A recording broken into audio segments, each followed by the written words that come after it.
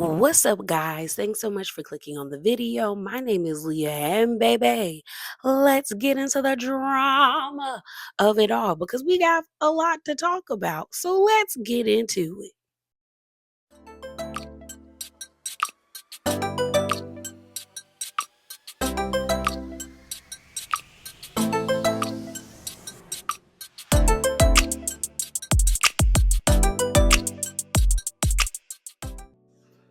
All right, y'all. So let's talk about Real Housewives of Orange County first.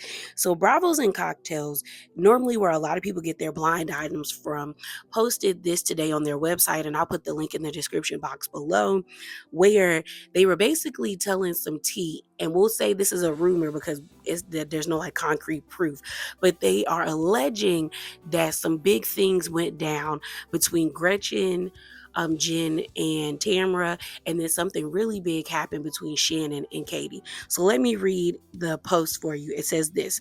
So apparently yesterday, Jen and Gretchen predictably came after Tamra. It was the first time Tamra saw Jen and Gretchen this season. While they were in the middle of fighting, they stopped because Shannon was having a nuclear level explosion because she found out Katie recorded one of her Shannon meltdowns. Now, the whole Jen and Gretchen going after Tamara, like this person said, whoever wrote this, it was predictable. We knew they were going to come after Tamara because Jen has history with Tamara, and Gretchen definitely has history with Tamara and can't stand her, and Tamara can't stand Gretchen. So I definitely figured that they would go at each other. So I'm not surprised by that. But I am surprised that if it comes out that it's true that Katie was recording Shannon, then I wonder how justified Shannon will be in freaking out on her, because I wonder why Katie recorded her. Because right now I'm like in the middle, because I was like, if this is true, that is shady on her behalf. The same way the girls were exploding on Brittany in Salt Lake City for recording them, I could understand why Shannon exploded on Katie. But then I'm also wondering, why did Katie record Shannon? Was Shannon doing something, or was she trying to prove something to someone? Because we know Shannon is good for having a moment and then trying to act like she didn't really have a moment. So I wonder why she recorded her, especially with what happened last season with Alexis and John threatening to release, the ring footage of Shannon on the night of the DUI. So I'm just wondering, but I am excited for the next season of Real Housewives of Orange County. So let's move on. So next, let's talk about Mr. Simon Guobadia. So this was reported on February the 22nd, or I think I saw it on the 21st. Either way, basically, Simon has been detained by ICE. I said, I said, see, you can't play games with this administration because they're trying to get everybody, everybody. But let's talk about it. So it says this. Portia Williams' estranged husband, Simon Guobadia, has been detained by ICE. U.S. Weekly can confirm. Guobadia, who was born in Nigeria, is currently being held in Stewart Detention Center in Lumpkin, Georgia, according to U.S. Department of Homeland Security records obtained by U.S. on Friday, February the 21st. His status is listed as in ICE custody, meaning he is being held by Immigration and Customs Enforcement. The detainment comes amid President Trump's mass deportation plan, which he signed into office earlier this year after taking the Oval Office. Under the order, illegal immigrants could be deported back to their home countries. Guobadia, 60, came from Nigeria to the United States in 1982, allegedly overstayed his visa and was declared deportable in 1985. According to the Atlanta WSB-TV2, Guobadia returned to America in 1986 and once again overstayed his work visa. He was arrested in 1987 and pleaded guilty to bank and credit card fraud. Guobadia was later arrested for two more times and deported back to Nigeria in 1992. Guobadia was able to return to the U.S. 1 month later, according to the news station, which reported on Friday that he appealed for naturalization in 2016. However, Guobadia was detained by the U.S. government. In February of 2024, Guobadia made headlines along with The Atlanta Black Star reported that he has been reportedly denied residency in the U.S. At the same time, Guobadia seemed unbothered by his citizenship status. It goes on to say days later, Williams, 43, filed for divorce after being married to Guobadia for 15 months. The pair tied the knot in November of 2022 after getting engaged on May 2021. U.S. reported in November of 2024, Williams was awarded temporary sole exclusive possession, use occupancy over the shared residency in Georgia, meaning she could still film in the home for Real Housewives of Atlanta. This order included permission for Williams to be in unrestricted right to film and produce television and social media content. So y'all already know the link for that article will be in the description box below. But all of this came to light because of Portia. So she posted on her Instagram, "It's disheartening to see my estranged husband make choices that have led to this outcome. At this moment, my priority is moving forward with my family." And then Phaedra was in the comments saying, "Bless his heart." So everybody was like, what is she talking about? What has Simon done? Because the last thing everyone saw from Simon was on Wednesday when he posted this like song called Trouble Sleeps, You're Gonna Go Wake 'Em. And it's by a famous, I guess, artist from overseas. I'm not even gonna try to attempt to say the name because I know I'm gonna butcher it. But I think the first name is Fila, but he captioned the song, or the song that he stated, with this: "I see it as a metaphor for my own journey over the past year with my family impacted. One must now be resolving through legal means. One court case won, two to go. I feel the wind of God and his angels on my back. Wish everyone a great Wednesday." And then it came out that Simon Guobadia was denied citizenship again. And then Portia's statement came out on Friday. And then that's when everyone saw the US Weekly article. All I know is with this government, this administration, if I was Simon, I wouldn't have been drawing all that attention to myself. Like when the writing was on the wall that Trump was going to be president, I would have started to lay low because they really are not playing with people. Like I've seen so many videos of people crying about like their cousins getting deported, their parents getting deported. I just saw this horrible and disheartening article about a little girl that was 11 years old who took her own life because her class members were teasing her about her family getting deported, and she was so afraid because she's seen people get deported that she took her life because she was scared of getting separated from her family. Now, does that make sense? No, but when you're that young and you're that scared, you're irrational. And she made a permanent decision that can't be undone. So I don't understand why because I know as much as Simon is on the internet and all the access he got to the internet, I know he saw all those videos. Why he just didn't lay low? Like these people don't care. But I do wonder, like, I know this is not going to end the court case because I know he could get deported over there in Nigeria and they could still go back and forth through the court system. If he still is paying a lawyer to fight for him, he would just have to zoom in for those, hearings. But hey, this is definitely a win for Portia. People saying Portia probably called ICE. I don't know. I don't think she would, but hey. But I definitely feel like this is a win for her because she don't got to worry about that man coming at her online. And y'all know Real Housewives of Atlanta is premiering on March the 9th. So I'm totally like not invested, but I am interested in seeing like, is he going to get detained or is he going to find a way to scam his way out of it the way he's done before? So let's talk about Married to Medicine.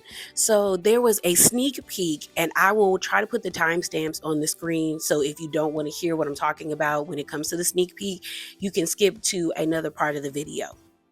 So there was a sneak peek of what's to come tonight for the episode where it's the aftermath of what happened between King and Gregory on the beach and how chaotic it got. And you have Mimi, Contessa, Phaedra, Now, yeah, Mimi Contessa Phaedra and Sweet Tea, and they're like hugging on the Sweet Tea, praying for her, and then you got Phaedra speaking in tongues. Now, I'm gonna be honest, I didn't get moved, I wasn't moved by it. I'm sorry. I was not moved by it.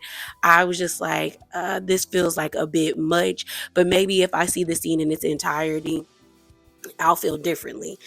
So Heavenly commented on one of the pages and said this: serious question. I was always taught that when speaking in the heavenly language in public, you would need an interpreter. Is that not true? Some people said yes, some people said no. Quad was pointing out Toya because Toya looked at them and kept walking with her drink. And Quad said that it's the walk up for me at Toya Bear Bush Harris. My bad, you guys. I'm thinking of somebody else for me. If putting on for TV was a person. And again, I wasn't moved by it. And I'm saying this as someone who is a church kid, like born and raised in the Baptist church all throughout the South. It just didn't do it for me.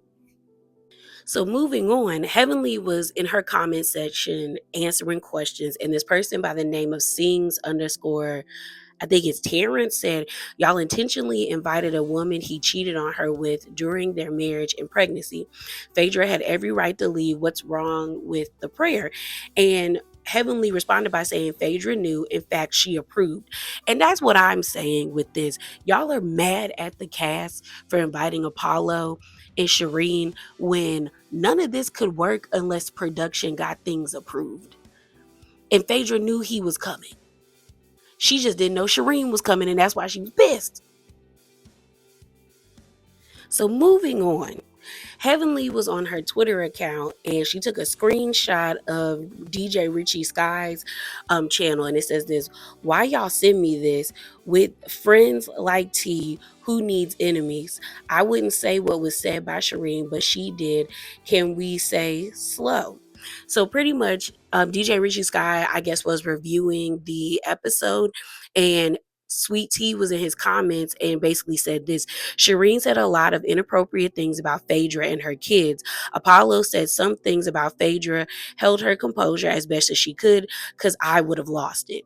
So Heavenly is basically saying, I told y'all Shireen said some things that were disrespectful, but I wasn't going to repeat it. So it definitely sounds like they got into it. And that's why I said that argument between Shireen and Phaedra was definitely like edited, because if she would have called her a bad built bitch, Shireen would have responded.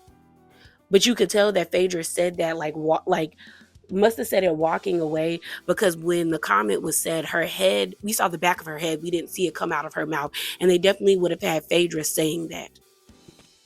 So let's talk about Heavenly. So Heavenly right now is in some hot water online because of a clip from her YouTube channel. She was still talking about the fight between Greg and King, and she made an ignorant and cringy comment about the LGBTQIA community, and I want to play it for you. So when you have a conversation with somebody, if somebody gets upset and it goes to the left, most men, real men, not gay men, not bitch men, you know what I'm saying? The guys that are kind of soft, but real men are gonna feel like, you know what I mean? Straight men are gonna feel like if you tell my wife to shut the fuck up, I'm gonna have a problem with it. I mean, that's just it is. So like I said, it was a ignorant, cringy comment, and it was disparaging a community that supports Dr. Heavenly very heavily. Just because a man is gay doesn't make them any less of a man. And honestly, a lot of the gay men I know fight. They ain't scared about nothing. A few of my friends who are gay square up with anybody. With anybody, okay?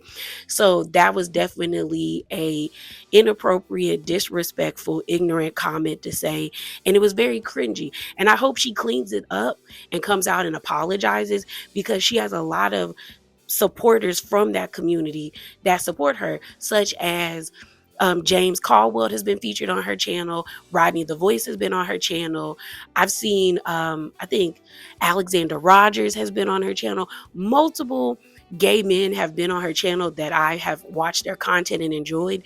And so if you want to keep collaborating with them, you definitely need to come out and apologize and make this right.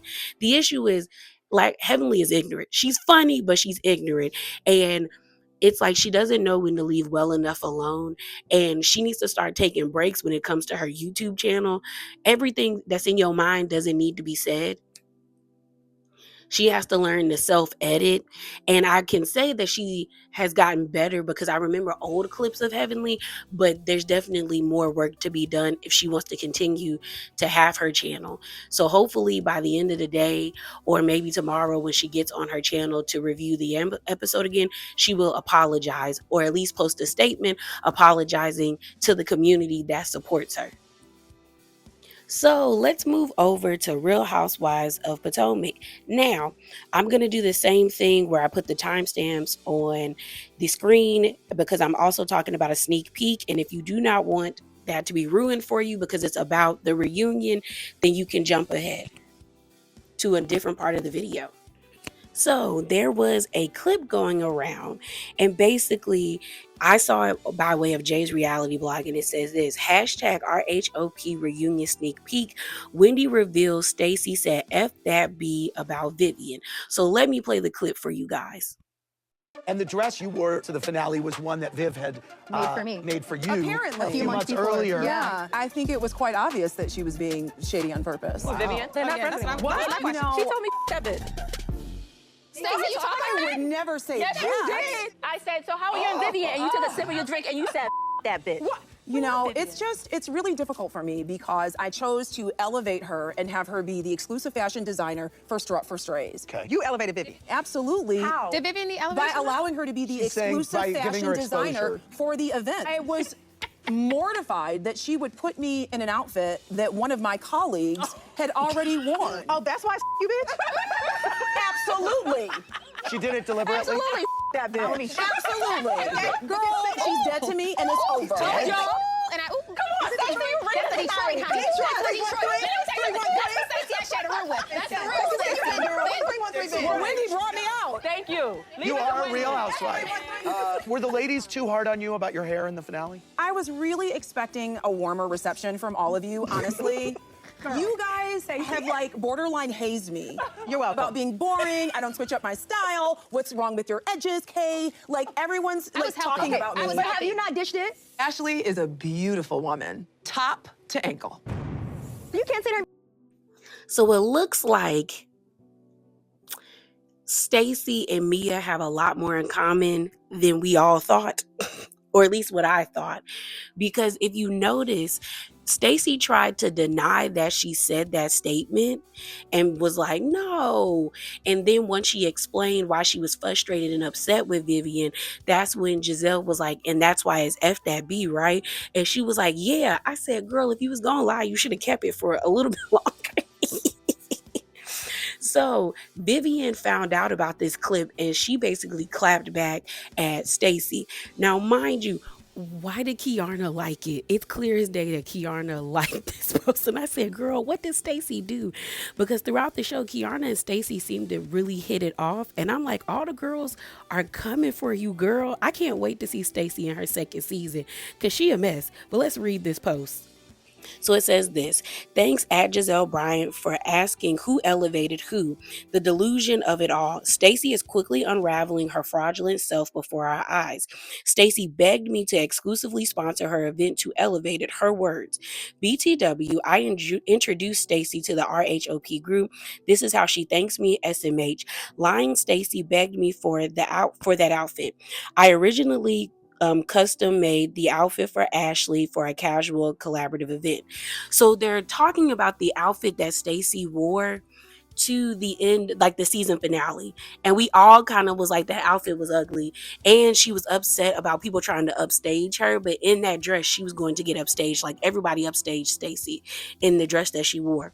And I guess Vivian is basically saying, girl, that dress was meant for Ashley, and Ashley was going to a casual event, not a gala or a fundraiser. But continuing, Vivian says this. I offered Stacy another gown appropriate to her event, and she insisted on at Ashley Darby's outfit. I even showed her a picture of Ashley in it. My staff was present at all of these conversations. She goes on to say, hey, Stacy, you returned all the gowns smelling funky. SMH. Everyone will soon see your true colors. Hashtag fake, hashtag phony, hashtag fraud, hashtag the lies. P.S. at Bravo Andy, I love that you call me Vivi. And then she put at Bravo TV. So this is funny to me because I'm like, this just felt like it was out the blue, especially for Stacey to say F that B, because I was like, Stacey, was it that deep that she gave you the same dress? And I kind of believe Vivian, because I'm like, why would Vivian give you a dress that you didn't want? Because you let everybody else pick out dresses that they wanted to wear down the runway. Why wouldn't she afford you the opportunity to do the same? And you are the one that is hosting the event. I think what happened is Stacey realized that everybody else looked better than her and that she picked the wrong dress. Because like I said, as I was reading the statement, everybody outdid Stacey when they got to the event and even when they were walking on the runway. What Stacey had on was like a cocktail dress and everybody had on gowns. That's Stacey's fault. And since Stacey was already trying to lie and say she didn't say that, I believe what Vivian is saying. And what was interesting, on all of the blog pages that posted this information, I saw that they said that Vivian is a well-known like African socialite in the DMV area. So people were like, she is pretty much reaching, saying that she elevated Vivian. But I do get what Andy was saying about having Vivian on the show, because this is the first time we've actually seen Vivian's boutique. We've seen Vivian since like season 1 or season 2, but we never knew what she did. We just knew she was Karen's friend. But now we know that Vivian owns a boutique and all of that stuff. So I get that sense, but I feel like it's pretty bold of Stacey to say that she was elevating somebody when it's like, girl, you just got on the show. Like, you just got here, girl. Calm down. So let's move over to Karen. Y'all, Karen going to jail. She gets sentenced on Wednesday, but after the Washington Post article that was posted that pretty much revealed that this is Karen's 4th alcohol related offense, Karen's going to jail. As much as I don't want to see Karen in jail at 61, and I know people don't agree with me, and that's cool if you don't, but I don't want to see her in jail. She's going to jail. Like, she's going to jail. And if she doesn't go to jail, I'm going to be so surprised, especially after this information that's been revealed. So the Washington Post reported an article on her yesterday or the day before yesterday. And I don't pay for the Washington Post, so I didn't know what was in the article. But somebody on Reddit took a screenshot and it's been shopping all around the blogs. And now Reality Blurb has now done a write-up on it. So let's read what they got. And I'll put that link in the description box below. But it says this: prosecutors confirmed Karen has had 4 DUI offenses as RHOP star faces sentencing in a few days. See how much time they want to serve to her. So it says, last month, Real Housewives of Potomac alum Robin Dixon suggested Karen Huger's most recent DUI was her 4th, and prosecutors is now confirming Robin was indeed correct. Ahead of Karen's sentencing on Wednesday, February the 26th, the prosecutor in her case filed a court document telling the judge Karen 61 should actually do some jail time because this happens to be her 4th alcohol-related traffic case. On February the 22nd, the Washington Post shared an update on Karen's criminal case, citing the recent filing by prosecutor Jordan Kramer. In the court filing, she has accused Karen of having 3 previous alcohol-related traffic cases from the years of 2006 to 2011, which resulted in a guilty verdict for driving while impaired and another for driving under the influence. Despite the guilty finding, Karen served 0 jail time for all her previous offenses. The fact that Mrs. Huger has repeatedly been given the benefit of another case on a separate occasions demonstrates that she has not learned anything from her prior arrests, wrote the prosecutor. In fact, it appears she has been emboldened. While Karen is facing up to 2 years in prison, the prosecutor is requesting that she have been handed a 6-month jail sentence by the judge based on the sentencing guidelines in the state of Maryland. Karen's defense team, however, prefers she serve 0 jail time, asking the judge to focus on rehabilitation for her, citing the fact that Karen spent 28 days in a rehab facility in Florida to address 3 problems, including alcohol abuse, dependency on antidepressants, of her past trauma of being sexually assaulted 42 years ago while she was in college. Karen's attorneys claim that since her rehab stint, she has been participating in meetings every month with Alcoholics Anonymous coffee groups. Similar to Karen's RHOP co-stars, the prosecutors also questioned the timing of Karen's rehab stint, which came after her guilty verdict and not before. Additionally, Kramer wrote, "The state is concerned that the program that Mrs. Huger did choose to enroll in equates itself to a luxury resort, as they added that it is offered a spa services, meals made by a chef." What does that have to do with it? You want her to suffer while she in rehab to make her drink more? Karen is expected to speak in front of the judge during her sentencing on Wednesday. In March of the last year, Karen crashed her car into a tree, which ultimately led to her arrest for driving intoxicated. During her trial, the police body cam. So the rest of the article was just rehashing what we already know. Karen's going to jail. Girl, Karen, I'm going to need you to go home, pack your bags, and get ready to go down to the county jail. Because 4 DUIs, girl, 4, like, under the influence related incidences, and girl, you were like Icarus. You flew too close to the sun, and girl, you finally got burned. Like, this whole entire year, or last year and the beginning of this year, has been a humbling experience for Karen. Like, she fell very hard from grace. Like, with the body cam footage, people not liking how she behaved on the season finale, and then at the reunion. Like, yeah, mama, you got humbled really badly. And I think the ending of this process is going to be you going to jail for at least 3 months. They might be able to argue down from 6 months to 3 months, mainly because the other offenses happened in 2011, or between 2006 and 2011. But the fact that you got those DUIs and you never faced any consequences, yeah, girl, they gonna definitely give you some type of consequences. So I wonder if they're going to wait like they did with Teresa that whole year until she got out of jail and then start filming, or if they're going to film and then once Karen gets out of jail, they'll like pick up filming with her again, because they're definitely going to follow this story. They're definitely going to follow this story. They followed Teresa's story, they followed Joe Giudice's story, and they followed Jen Shah's story. So they're definitely going to follow Karen's story if she's willing to allow them to follow her story. But I don't know, she may be too embarrassed and too ashamed to do so. But I think she'll let them do it because she want to keep this check. But yeah, girl, I don't want to see Karen in jail, because being in jail is 60, girl. But these are the consequences of your actions. And I wonder if this is because she no longer had a driver and this happened. But yeah, girl, pack your bags, Karen, because you going to jail. They gonna give you at least 6, I feel like at least 3 months. She's probably going to get at least 3 months, but we know sentences is on Wednesday. She says she's going to speak for herself, but if she does, girl, you better be humble. And I mean humble in front of that judge, and hope to God that the Lord is going to be on your side again, because my God, today, Karen. So the last thing we're going to talk about is the ladies being at the NAACP Awards. Wendy was there, Mia was there, Kiarna, and Jazzy.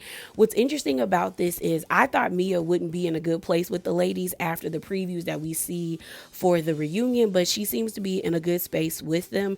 Jazzy looked pregnant to me, but a lot of people says no, they think she got a nose job. What do y'all think? What this signifies to me is that it seems like majority, if not all, of the cast is coming back. And with Karen probably going to jail, everyone's going to have to step it up. Because I know people probably don't see it for Karen, but Karen is a special sauce, or one of the special ingredients of Real Housewives of Potomac. And Wendy has risen up in the ranks. So I know a lot of people are going to start expecting more out of her, because, she's still married on the show. She is the housewife of this show. She's married, has her beautiful family, educated. So she gonna have to step her cookies up. Mia, Kiarna, and Jazzy. Mia got to come correct for season 10. She has to do something to wow the people in a way where it can sway them back to her side. Kiana is going to have to give us more than what she gave us this season, because she was like a log just floating in the water.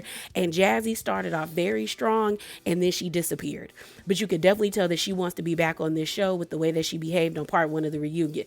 So everyone's going to have to step it up now that Karen's about to, she about to be locked up. Okay, they're not going to let her out. But that's my thoughts. Share your thoughts below.